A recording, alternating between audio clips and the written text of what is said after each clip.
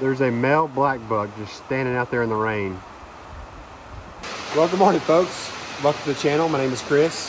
If you're new here, I do videos on my New Holland tractor, all the equipment. I do mechanical repairs, hay production videos, anything that's in this line of work that I come across. I try to make a video on it to help you all out there in case you're into this kind of stuff. So be sure to subscribe. If you enjoy the videos, hit the like button. Those of you that are following the channel and you leave comments, I greatly appreciate it. Can't thank y'all enough. It's loud and I'm kind of yelling because we're finally getting much needed rain here in Central Texas. There's like an 80% chance over the next 3 days. So amen to that. But I'm gonna keep working on this Vermeer mower. If you saw my previous video, showed my experience on what it was like buying a used piece of equipment on an online auction sight unseen. So I've already ordered parts for it, and I kind of started working on it, but I came across more additional parts needed. So stay tuned. When this rain slows down, I'll record a video on it. Well, let me get into this thing. So I've already mentioned I got about $600 in parts for all the shielding and the covers to get this thing back to decent condition. I've already got the gearbox off. I'll talk about that in a second. I noticed here, this pin is rubbing up against the front side of this bushing.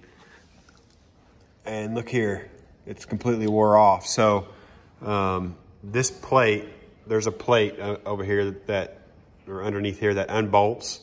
And when you drop this plate down, you can lift this tongue off. And up here, there's bushings here and there's a bushing here. So I've got these bushings on order. There's a hinge that's missing down here at the bottom that has to swing on the, that the door swings on. I had to order that part. This U-joint here, I was able to grease this top fitting. The bottom one, I got to replace that. But after putting some grease in it, kind of tightened them up a bit. They don't look too bad. The splines look great. And the bottom of this gearbox assembly, it's showing signs of wear, but it's not real bad. Like you can't feel it with your finger, where it's potentially put a groove in the shaft. So that's good. So here's what I came across. This slip clutch had some play in it. So when I took it off to inspect it, and I had another one to see if it'd fit, look at this shaft. It is just plumb wore out.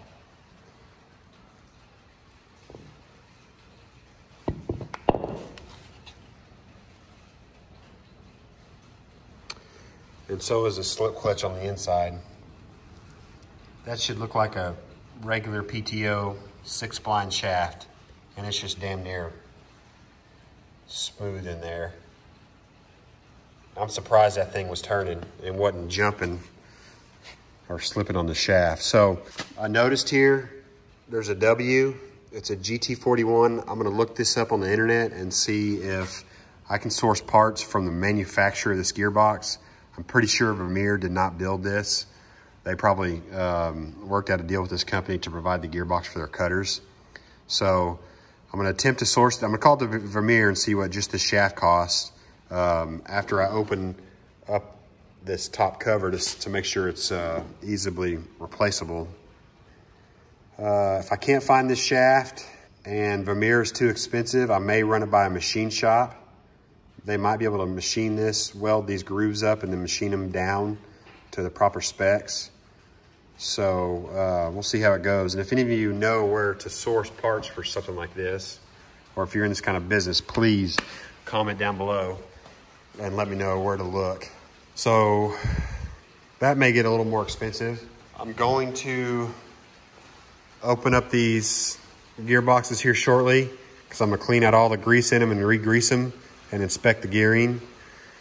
This back here, this is how you adjust the pitch of your blades, the cut height with this rod.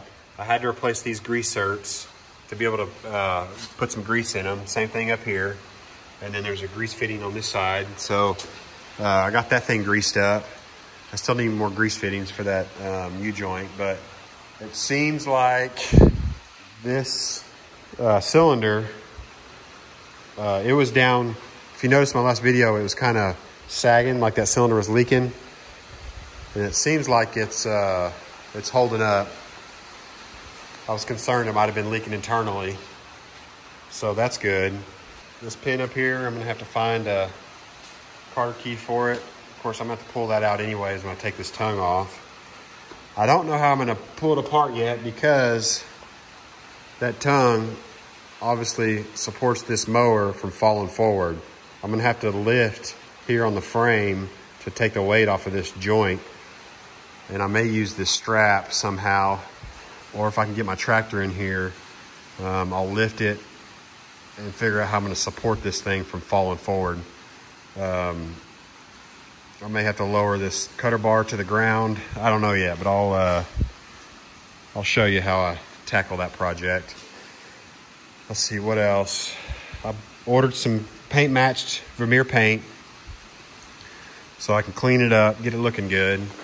This here is cracked. I need to do some welding on it. I'm gonna try to drill the ends of these cracks to keep them from cracking anymore and then weld it up. You can see they've repaired it before. And then I'm gonna try to get all this rust cleaned up, chip it off, get it down to bare metal and paint it. And if it goes through, then I'll just replate it. Also, this is how you adjust your header flotation. And this thing runs on like, kind of like polyurethane bushings. And they're cracked up here, but they're not worn out too bad. I don't think I'm gonna replace them this year. I may wait till next year or the following year. I'm just gonna run it like that for now and see how it goes. They don't look too bad. That's kind of like the suspension for this header assembly. But let me tackle this gearbox. Let me open this cover up and I'll show you how it goes.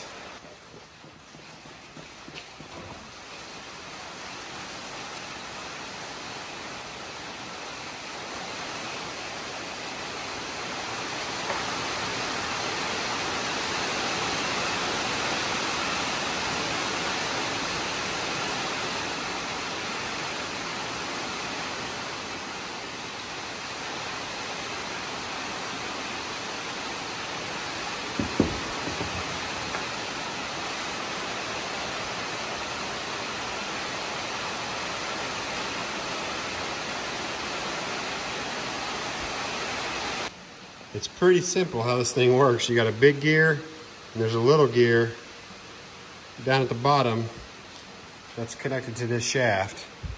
So there's a little bit of rust in there. Some kind of moisture is getting in there or condensation.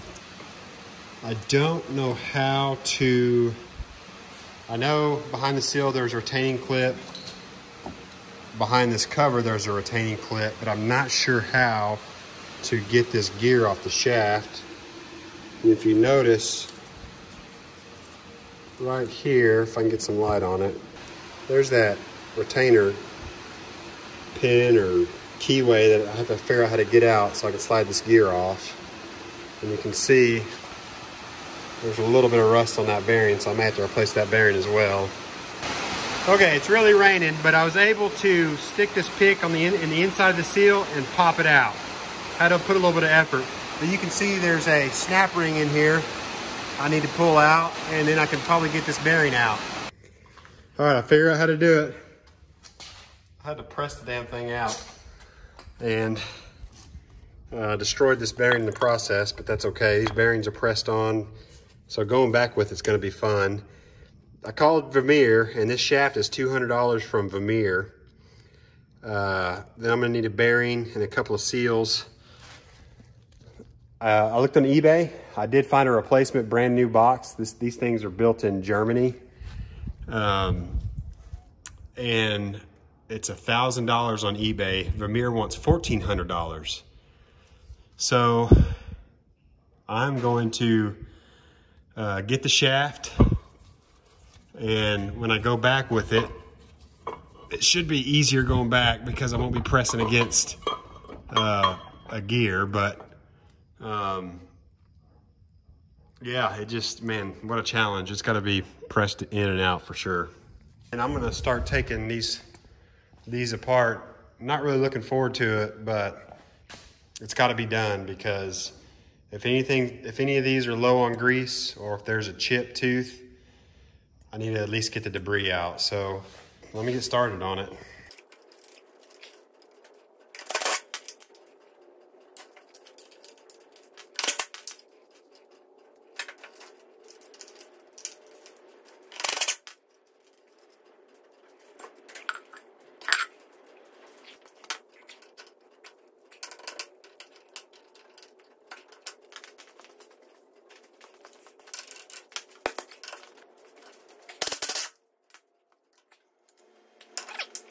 These things being square shaped, you can't get them cockeyed, which would get these at a time to where the blades would make contact. So that's good.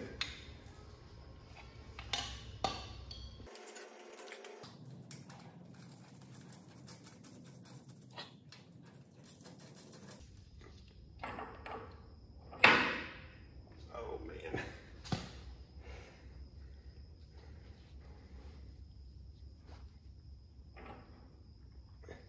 Oh wow, looks good. That's awesome. The grease doesn't smell too bad either. All right, so this is the far outside gearing. This looks good.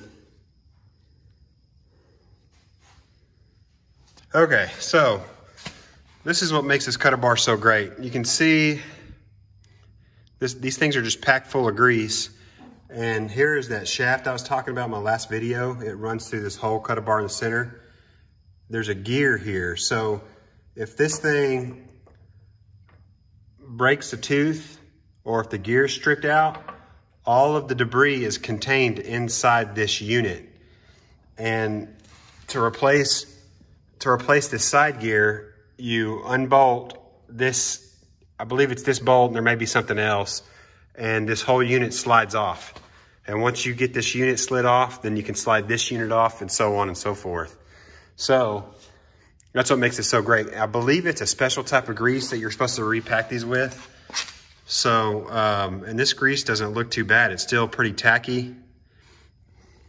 It doesn't smell burnt or anything. So I think, and the reason why I started on this end first, because this is your farthest end, I would guess on this cutter bar, this end probably gets the most abuse. The potential of hitting foreign objects and whatnot hanging way out far out the side. So since this side looks so good, I don't think I'm going to go through the rest of these and check them. I'm going to run it like this. I'll probably use it like this for a couple of seasons, and if it gets too crazy later on, I'll go through and repack these and re-grease them. But I think for right now, I'm going to be okay running it like it is. I want to focus on getting this gearbox rebuilt and put back together. So that's good. That's great. I just got the manual out, and everything I just said about not checking the rest of those, it changes things. So they recommend, it's a good thing this manual's in this cutter, by the way. And if you ever need manuals for Vermeer equipment, you can go to Vermeer's website, create an account, put in the serial number of your unit, and you can view the manuals online. But anyways, it says every 1,000 hours, you want to clean all that grease out and replace every 1,000 hours. I guarantee you this machine's got over 1,000 hours on it. The grease, it takes a special grease, which I'm a little confused about. So it says for the grease, the lubricant recommended grease, it's a lithium extreme pressure NLGI grade 2 to minimize condensation in the bearing grease machine after it shuts down for the day. That must be for your regular grease fittings. And that NLGI2, I actually have some of that. It's a Super Moly extreme pressure NLGI number 2, but that is for your standard grease fittings, like in your U-joints. Standard cutter element lubrication.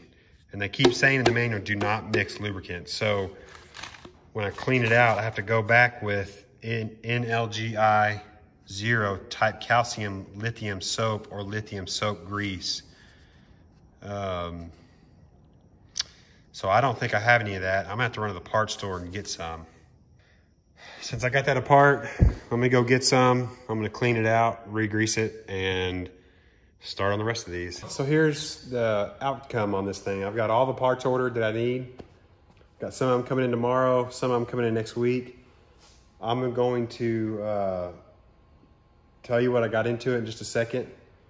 I think I'm gonna end the video here because I don't wanna get too many hours of video recorded where I need to edit to try to get the repair and the fix all in one video. So my next video will be the repair of this.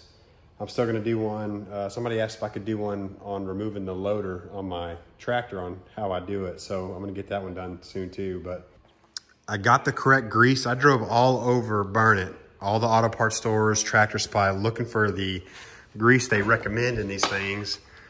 And it's an NLGI number 0 grease. All your other greases, like your lithium grease and your wheel bearing grease, those are all number 2 greases and 1.5 greases.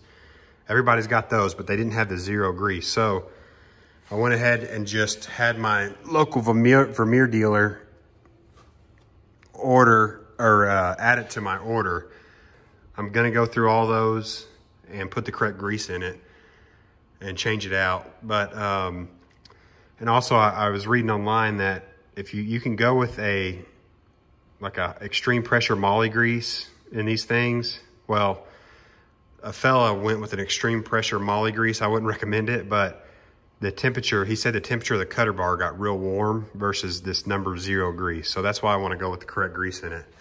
So once I get all this fixed, it's going to be like a pretty new machine. I mean, I should be able to get another 5 years out of this thing with no issues. So I spent $600 yesterday on the cosmetics, $300 today, that's $900. And then I was able to find an aftermarket friction clutch for $152 from Agri Supply. And then I also got a new U-joint or yoke. And Vermeer, when I called the dealer, they wanted $600 for this thing. Just this section, they wanted $600. And when I called Agri Supply and I talked to a guy that, the technical support rep, and he told me to measure this, which this is 1 3/8 6-spline shaft, and then measure these cap diameters, which it's 1 3/16 inches, and then the cap length. And I kind of ballparked it, it's just over 3 inches. And he said that's a Series 5 slip clutch. They go with the Series 4, 5, 6. And so if you ever have to replace these, instead of going through your dealer or your manufacturer, like let's say you got a Bush Hog or a Kubota rotary cutter and you need to replace just the slip clutch, or you lost half your PTO shaft, you can just measure all this stuff and go to agrisupply.com and save you a bunch. It was $152 for that versus $600 at the Vermeer dealer. So grand total, I got about $1,100 into this thing on top of the $3,000 I paid for it. So still got to put 2 tires on it. I'm going to put some used decent tires. So I imagine that's another $100. So $4,200 for this machine. That's going to be like brand new. And I did all the work on it, so I know the quality of the work and I know how to fix it if it breaks again. So, you know, $4,500 versus a low hour, great shaped 2016 or 2018 model for $10,000. That's a big savings. So was it worth buying this thing online? I would say so. Saved me a lot of money. So I'm gonna end the video here, and the next one will be when all my parts are here and I'm going back together with this thing. So again, thanks for your support, and we'll see you in the next one.